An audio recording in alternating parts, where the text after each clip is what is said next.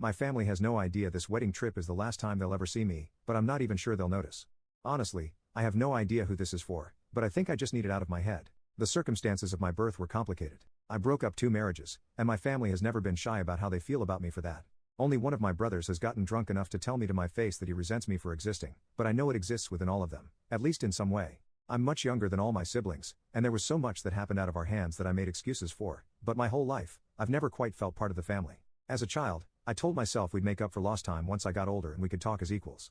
Now, at 23, I see glimpses of the life I wished I'd have, but in the end, I'm always too much trouble to involve. I hear everything from my father. I had to find out my niece was in a car accident from him.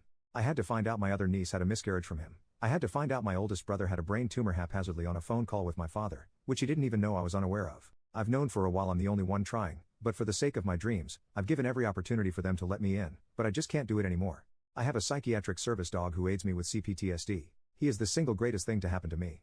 Not only did he save my life from myself, but he has made life livable. He can tell when I'm panicking and he knows pressure therapy to help me through an attack. He stops me from hurting myself in meltdowns, sits with me until the only noise I can hear anymore is his snoring on my lap. He allows me to go grocery shopping by myself. He is my soulmate, and anyone who knows me knows how important he is to me. My dating life isn't thriving, so I took a shot in the dark and asked my niece if she minded if I brought my service dog as my +1 for her wedding at the end of this month. I have to fly across the country to go, so I will be bringing him anyway since I cannot fly alone.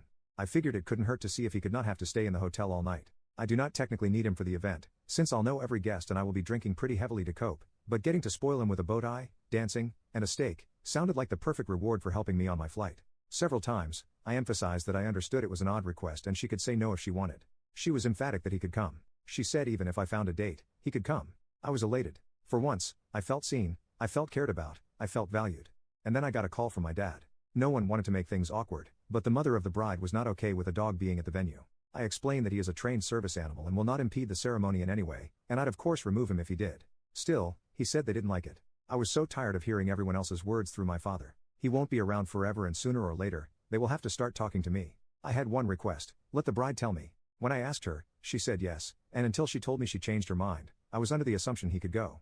Well, I never heard back. My dad kept dropping hints when I'd call him, but I told him what my expectations were. When I RSVP'd, I put my dog as my +1 on the response to let them know I wasn't backing down this time. At this point, I didn't even care if she said he couldn't go.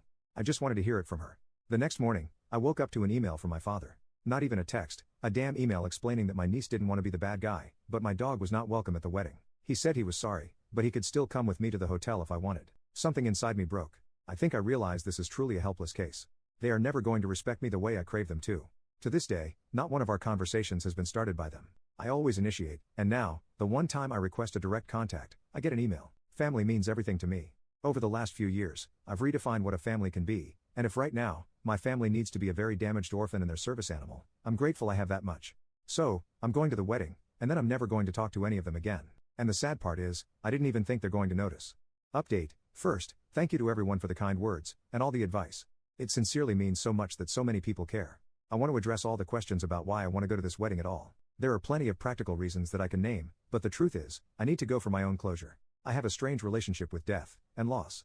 My mother died when I was 5, my family split up right after. I've lost several caregivers to serious diseases, grieving their death as they lived. I've learned how to navigate my grieving process. If I don't go to this wedding, I will regret it. Not only is it my last chance to see my childhood family all together in one place, but if I don't go, I show them they can bully me. I do not want to make a spectacle of my trauma with them, but that does not mean I have to walk away with my tail between my knees.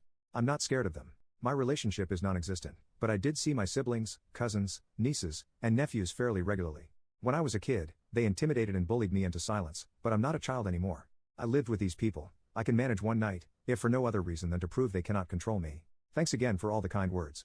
Here's a pupdate for everyone asking. He's a 2.5 years old, black and tan coonhound. Post wedding update. So, I went to the wedding. It went about how I expected it to go, though one can never be ready for a spontaneous conga line. Sadly, there was no secret last-minute invite, nor any secret plot of which the bride was unaware. She felt bad saying no, so she lied, and she didn't want to tell me that, and she still didn't, even at the wedding.